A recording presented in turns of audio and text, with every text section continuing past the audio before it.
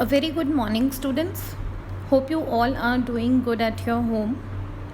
So, in the last video, we learned about planning. We learned the meaning of planning, features of planning, and importance of planning. And in this video, we are going to learn the limitations of planning and the planning process. Both these topics, limitations of planning and planning process, are very important from exam point of view because इससे related case study आती है board exam में. So both these topics are very important. ध्यान से सीखेंगे ये दोनों topics. अब देखो, हर एक चीज़ के, हर एक एक्टिविटी के, हर एक इंसान के कुछ प्लस पॉइंट्स होते हैं और कुछ माइनस पॉइंट्स होते हैं. तो ऐसे ही प्लानिंग के जो प्लस पॉइंट्स हैं, यानी कि इम्पोर्टेंस ऑफ प्लानिंग, वो हमने लास्ट वीडियो में लर्न की थी. और अब उसके प्लानिंग के कुछ नेगेटिव्स भी होते हैं, दैट इज़ जो लिमिटेशंस हैं प्लानिंग की, उसको हम लिमिटेशंस बोलते हैं, वो हम इस वीडियो में लर्न करेंगे. So first of all we'll learn about the limitations of planning. और यहाँ पे मैं आपको ये बता देती हूँ कि ये इंटरनल लिमिटेशंस हैं प्लानिंग की, जो कि मैनेजर कुछ हद तक कंट्रोल कर सकते हैं. कुछ एक्सटर्नल लिमिटेशंस भी होती हैं प्लानिंग की, जिन पे मैनेजर्स का ज़्यादा कंट्रोल नहीं होता है. So first of all we learn about the internal limitations of planning. These are the 6 points. इनको वन बाय वन हम लर्न करेंगे. First point is planning leads to rigidity. So first limitation is planning leads to rigidity.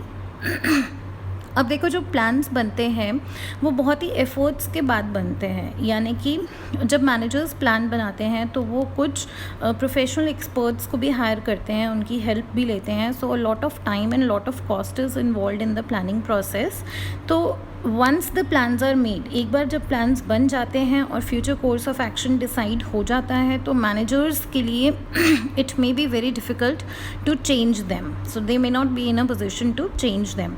तो अगर हम pre decided plan के साथ ही चलेंगे और सिचुएशंस चेंज हो चुकी हैं, तो उस केस में it may not bring positive results for the organisation. तो इसीलिए बोलते हैं कि प्लानिंग लीड्स टू रिजिडिटी, मतलब चेंज्ड सिचुएशंस में, चेंज सर्कमस्टांसेस में हो सकता है कि मैनेजर्स अपने प्लान्स को चेंज ना कर सकें. That is why it leads to rigidity. Then is planning may not work in a dynamic environment.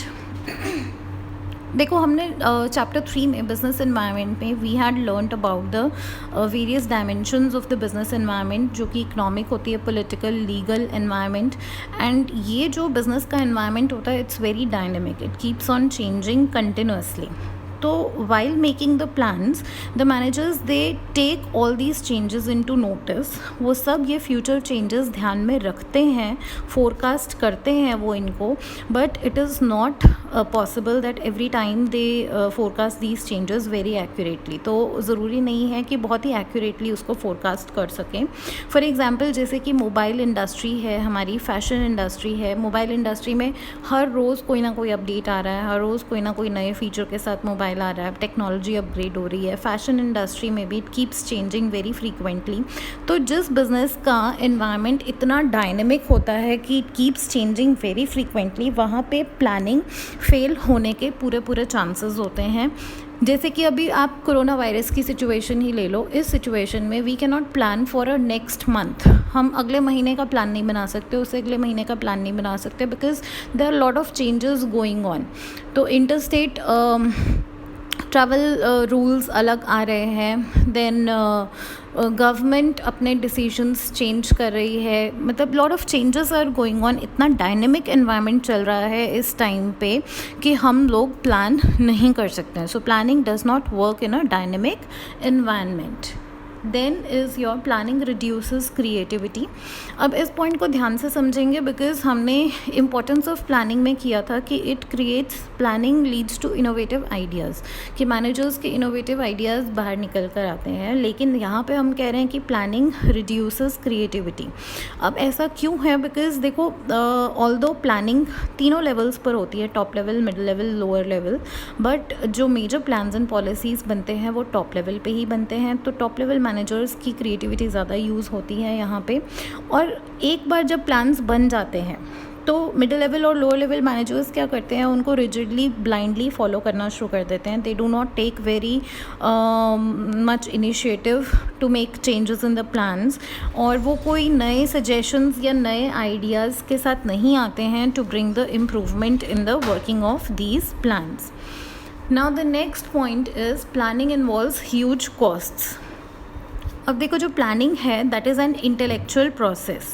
Planning एक इंटेलेक्चुअल प्रोसेस है. So companies they need to hire professional experts to carry out this process. तो professional experts को अगर higher किया है तो उनकी qualification के अकॉर्डिंगली उनको सैलरी भी पे करनी पड़ेगी. So it involves cost. And planning में हमें कुछ फैक्ट्स एंड फिगर्स कलेक्ट करने पड़ते हैं, डेटा कलेक्ट करना पड़ता है, अबाउट द फ्यूचर फोरकास्ट करना पड़ता है. So it involves huge cost.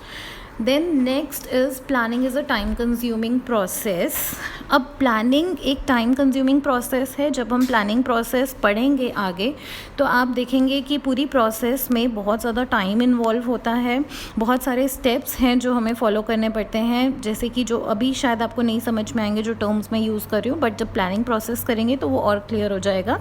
कुछ ऑल्टरनेटिव्स इवेलुएट करने होते हैं, बेस्ट ऑल्टरनेटिव सेलेक्ट करना होता है, देन प्लानिंग प्रीमाइसेस बनाना होता है. सो इसमें बहुत ज़्यादा टाइम जाता है. So this whole process takes a lot of time. तो अगर कहीं पे इमीडिएट और प्रॉम्प्ट एक्शन की ज़रूरत है या डिसीजन की ज़रूरत है तो वहाँ पे हमें प्लानिंग को अवॉइड करना चाहिए, क्योंकि बहुत ज़्यादा टाइम कंज्यूमिंग प्रोसेस है. The next limitation is planning does not guarantee success. See sometimes the manager feel कि जो पास्ट में हमने प्लान्स अडॉप्ट किए थे वही प्लान्स फ्यूचर में भी वर्क करेंगे, but this is wrong tendency of the managers to rely on the pre tested plans. Pre tested plan ज़रूरी नहीं है फ्यूचर में वर्क करें, बिकॉज फ्यूचर कंडीशंस अननोन होती हैं. अभी की सिचुएशन देख लो. I also planned for the last year मैंने पूरा अकाउंटेंसी और बिजनेस स्टडीज़ के लिए प्लानिंग की थी, which worked out very well. But अगर मैं उन्हीं प्लान्स को इस साल पे रख के वर्क करना चाहूँ तो is it possible? It's not possible because of this corona virus situation. So planning does not guarantee success. कोई सक्सेस की गारंटी नहीं है, but it guides us towards the achievement of our objectives. अब कुछ external limitations हैं planning की, जो मैंने आपको बताया था. जैसे ये इंटरनल लिमिटेशंस थी. अब कुछ एक्सटर्नल लिमिटेशंस भी होती हैं, जैसे कि अगर नेचुरल कैलामिटी कोई आ गई है, अर्थक्वेक आ गया, फ्लड आ गया, उस सिचुएशन में हमारे प्लान्स फेल हो सकते हैं. चेंज इन कॉम्पिटिटर पॉलिसी.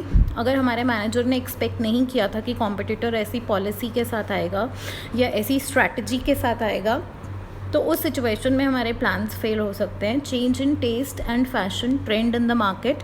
तो जो हमारे मैनेजर ने एक्सपेक्ट किया था उससे ऑपोजिट चेंज आ गया है फैशन में या ट्रेंड में, मार्केट में, तो हमारे प्लान्स फेल हो सकते हैं. If there is a change in technology, कोई नई टेक्नोलॉजी मार्केट में आ गई है जिसकी वजह से हमारा प्रोडक्ट आउटडेट हो गया है, तो उस सिचुएशन में प्लान फेल हो सकता है. और अगर गवर्नमेंट पॉलिसी चेंज हो गई है या गवर्नमेंट कोई नई पॉलिसी के साथ आ गई है, जैसे 1991 में LPG आ गई थी, न्यू इकोनॉमिक पॉलिसी, तो उस तरह की सिचुएशन में प्लान फेल हो सकते हैं. ठीक है. सो मैनेजर्स को इट्स नॉट दैट कि फिर हम अगर प्लानिंग की इतनी लिमिटेशंस है तो हम प्लानिंग करनी छोड़ देंगे. प्लानिंग करेंगे, but managers will consider these limitations of planning in mind while framing the plans. अब नेक्स्ट हम प्लानिंग प्रोसेस कर लेते हैं. देखो, जब भी किसी प्रोसेस के बारे में हम बात करते हैं तो it follows a sequence of steps. मतलब कुछ स्टेप्स हैं जो 1 by 1 आपको फॉलो करने हैं, तभी एक प्रोसेस फॉलो होती है. जैसे आप फीचर्स के बारे में अगर आपसे पूछा जाता है या इंपॉर्टेंस के बारे में पूछा जाता है तो आप पॉइंट्स को शफल कर सकते हो. जो आपको पॉइंट पहले याद आया आप वो लिख दोगे. But when it comes to process, किसी भी प्रोसेस के बारे में बात होती है तो आपको फर्स्ट स्टेप पे फर्स्ट ही पॉइंट लिखना है. Setting objectives, then developing premises, ऐसे ऐसे करके आपको पॉइंट्स लिखने हैं. तो 7 पॉइंट्स हैं हमारे प्लानिंग प्रोसेस में. इनको 1 by 1 देखेंगे. पहले आप ये डायग्रामेटिक प्रेजेंटेशन इसकी देख लो. अगर आप इस तरह से प्रेजेंट करते हो so you can impress the examiner and get more score in your board exams.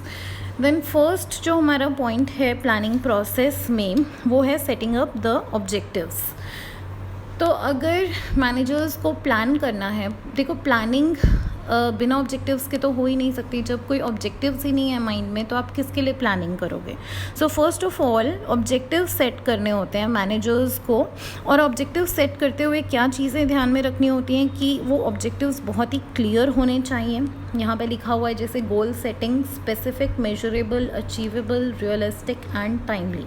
Specific होने चाहिए हमारे ऑब्जेक्टिव्स, क्लियर होने चाहिए, अचीवेबल होने चाहिए, रियलिस्टिक होने चाहिए। ऐसे नहीं है कि जो अचीव ही नहीं हो सकते टारगेट्स आपने वो सेट किए हुए हैं। Then most important thing is जो ऑब्जेक्टिव सेट करने हैं वो दो चीज़ों को ध्यान में रख के करने हैं, physical and financial resources of the company. Physical resources क्या है कंपनी के पास, what is the main material and machinery available, और कैश कितना अवेलेबल है, फाइनेंस कैसे अवेलेबल है कंपनी के पास, उसको ध्यान में रखते हुए ऑब्जेक्टिव्स को सेट करना है which can be achieved in specific time limit. Then second step here is developing premises. Premises is a new word for you. तो premises का meaning देखते हैं पहले. Premises refer to making assumptions regarding the future. Planning किसके लिए कर रहे हैं हम, फ्यूचर के लिए कर रहे हैं, and future is uncertain. Future के बारे में कोई नहीं जान सकता कि क्या होने वाला फ्यूचर में। सो कुछ एजम्पशंस करनी पड़ती हैं प्लानर्स को फ्यूचर के बारे में, और ये जो एजम्पशंस करते हैं उसको प्रेमाइसेस बोलते हैं, और इन्हीं प्रेमाइसेस के बेसिस पे प्लान्स बनते हैं। फोरकास्ट एक टेक्निक है जिससे कि इंफॉर्मेशन गैदर की जाती है, जैसे कि फोरकास्ट फ्यूचर को लेकर, वेदर को लेकर भी फोरकास्ट दिखाया जाता है। तो ऐसे कुछ फोरकास्ट हैं जैसे कि प्रोडक्ट की डिमांड को लेकर कि हमारे प्रोडक्ट की क्या डिमांड होगी, गवर्नमेंट पॉलिसी चेंज होगी कि नहीं होगी, कॉम्पिटिटर की पॉलिसी चेंज होगी कि नहीं, इन्फ्लेशन रेट क्या होगा, टैक्स रेट क्या होगा, इस तरह के कुछ कॉमन फोरकास्ट किए जाते हैं। सो जो भी हम फ्यूचर एनवायरनमेंट के बारे में assumptions कर रहे हैं उसको प्लानिंग प्रीमाइसेस बोलते हैं। For example, forecasts are made to find out the demand for a product and change in government policy। तो ये जो forecast होते हैं वो past information के basis पे भी किए जाते हैं। तो ये सारा जो है process इसको बोलते हैं developing premises। अब थर्ड स्टेप है listing various alternatives for achieving the objectives. देखो जो भी ऑब्जेक्टिव्स सेट किए गए हैं उसको अचीव करने का सिर्फ एक ही सॉल्यूशन होगा या एक ही तरीका होगा, इट्स नॉट पॉसिबल। तो एक ऑब्जेक्टिव को अचीव करने के बहुत सारे ऑल्टरनेटिव्स अवेलेबल होते हैं, बहुत सारे तरीके अवेलेबल होते हैं जिनको हम वेरियस ऑल्टरनेटिव्स बोलते हैं। तो अब मैनेजर का काम है थर्ड स्टेप में वो सारे ऑल्टरनेटिव्स की लिस्ट बनाना जिससे कि ऑब्जेक्टिव्स अचीव किए जा सकते हैं। फॉर एग्जांपल, अगर ऑब्जेक्टिव है टू इंक्रीज़ द प्रॉफिट्स, इस एग्जांपल में हमने लिया है कि हमने अपने प्रॉफिट्स इंक्रीज़ करने हैं, तो हमारे पास क्या क्या ऑल्टरनेटिव्स हैं। हम बहुत तरीके से अपने प्रॉफिट्स को इंक्रीज़ कर सकते हैं। First is increasing the selling price. Selling price बढ़ा दो अपने प्रोडक्ट की and you can earn more profits, क्योंकि रेवेन्यू ज़्यादा हो जाएंगे, कॉस्ट उतनी की उतनी है, तो आप अपने प्रॉफिट्स इंक्रीज़ कर सकते हो। परचेजिंग न्यू टेक्नोलॉजी मशीन्स ऐसी खरीदो न्यू टेक्नोलॉजी वाली मशीन्स जिससे कि क्या होगा, फिर कॉस्ट ऑफ प्रोडक्शन कम हो जाएगी, कॉस्ट ऑफ प्रोडक्शन कम होने से प्रॉफिट्स बढ़ जाएंगे। And increase the efficiency of workers by proper training. अब उनको इतनी ट्रेनिंग दो, इस तरह की ट्रेनिंग दो कि उससे उनकी एफिशिएंसी इंक्रीज़ हो ताकि कॉस्ट ऑफ प्रोडक्शन कम हो जाए और फिर हमारे प्रॉफिट्स इंक्रीज़ हो जाए। तो यहाँ पे हमने क्या किया, हमारा जो ऑब्जेक्टिव हम अचीव करना चाहते हैं उसको किस किस ऑल्टरनेटिव से हम अचीव कर सकते हैं उसकी हमने एक लिस्ट बना ली है।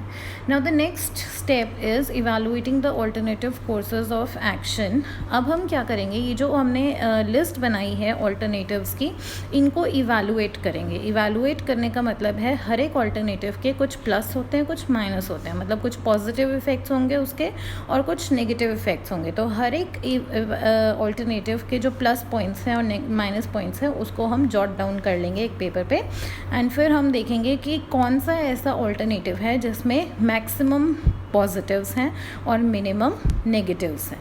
ठीक है, तो इस तरह से होता है evaluation of different alternatives. Then next fifth point is selecting an alternative. उसके बाद अब जब हमने इवैल्यूएशन कर ली, हर एक ऑल्टरनेटिव के प्लस एंड माइनस पॉइंट्स हमने नोट डाउन कर लिए हैं, तो कोई एक ऐसा ऑल्टरनेटिव होगा जिसमें कि बहुत ज़्यादा पॉजिटिव्स होंगे और जो प्रॉफिटेबल हमें लग रहा होगा, तो वो बेस्ट ऑल्टरनेटिव सिलेक्ट किया जाता है। और इसको सिलेक्ट करने का कोई ऐसा फॉर्मूला नहीं है, कोई मैथमेटिकल फॉर्मूला नहीं है। जो ऑल्टरनेटिव प्रॉफिटेबल लगेगा और जिसमें बहुत कम माइनस होंगे, नेगेटिव होंगे और बहुत ज़्यादा पॉजिटिव्स होंगे, वो हमारा बेस्ट ऑल्टरनेटिव प्लान होगा। और ज़रूरी नहीं है कि एक ही ऑल्टरनेटिव सिलेक्ट किया जाए, एक कॉम्बिनेशन भी सिलेक्ट किया जा सकता है जिसमें कि वेरियस ऑल्टरनेटिव्स को डाला जा सकता है। Then next step is your implementing the plan. अब इम्प्लीमेंट करना है प्लान। अब प्लान तो बन गया है, पूरा पेपर पे प्लान है हमारे पास, लेकिन सिर्फ पेपर पे प्लान बनाने से हम अपने ऑब्जेक्टिव्स अचीव नहीं कर सकते। सो मैनेजर्स को क्या करना होगा, इम्प्लीमेंट करने के लिए, इसको एक्शन में लाने के लिए, they will have to start communicating the plan to the employees को बहुत क्लियरली प्लान्स बताने होंगे और प्लान्स बताना होगा कि क्या क्या एक्टिविटीज़ उन्होंने परफॉर्म करनी है प्लान्स को अचीव करने के लिए।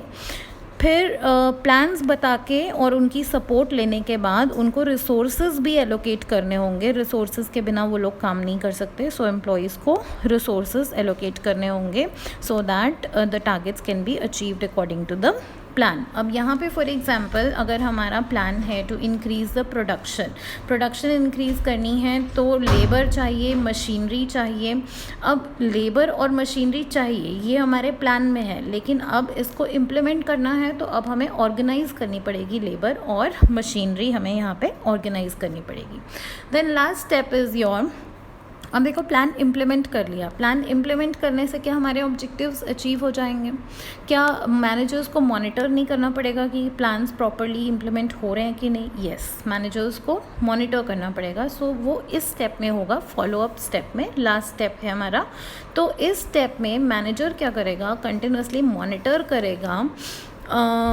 मैनेजर देखेगा कि the plan has been put into action, कि प्लान्स प्रॉपरली इम्प्लीमेंट हो रहे हैं, अकॉर्डिंग टू शेड्यूल सब चल रहा है, पूरी प्लानिंग प्रोसेस चल रही है कि नहीं चल रही है, और जो भी प्रिडिक्शंस और फोरकास्ट किए थे, एजम्पशंस ली थी अबाउट द फ्यूचर, क्या वो सही निकल रही हैं? अगर वो सही साबित हो रही हैं देन इट्स ओके। अगर वो नहीं सही निकल रही हैं then the managers have to make changes in the plan. For example, अगर मैनेजर ने जो भी प्लान बनाया था टू इंक्रीज़ द प्रॉफिट, अगर उसने उसमें एक एजम्पशन दी थी कि इन्फ्लेशन रेट जो है, जो कि इन्फ्लेशन होती रहती है इकोनॉमी में, तो वो 5% होगा, लेकिन अगर वो 5% के बजाय 10% हो जाता है इन्फ्लेशन, जैसे अभी कोरोना वायरस चल रहा है, तो बिकॉज ऑफ सम सिचुएशन वो 10% है इन्फ्लेशन रेट, तो मैनेजर्स को उस सिचुएशन में अपने प्लान्स में चेंजेस लेकर आने पड़ेंगे, बिकॉज 10% इन्फ्लेशन के साथ तो वो जो ऑब्जेक्टिव है इंक्रीज़ इन प्रॉफिट का वो अचीव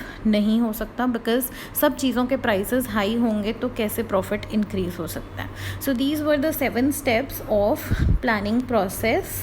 ये दोनों topics, both the topics, limitations of planning and the planning process, are very important from case studies point of view. इस पे केस स्टडीज़ ज़रूर आती हैं एग्ज़ाम में, तो प्लीज़ आप इन दोनों टॉपिक्स को दोनों को बहुत अच्छे से करना। आई होप ये दोनों टॉपिक्स आपको अच्छे से समझ में आए होंगे।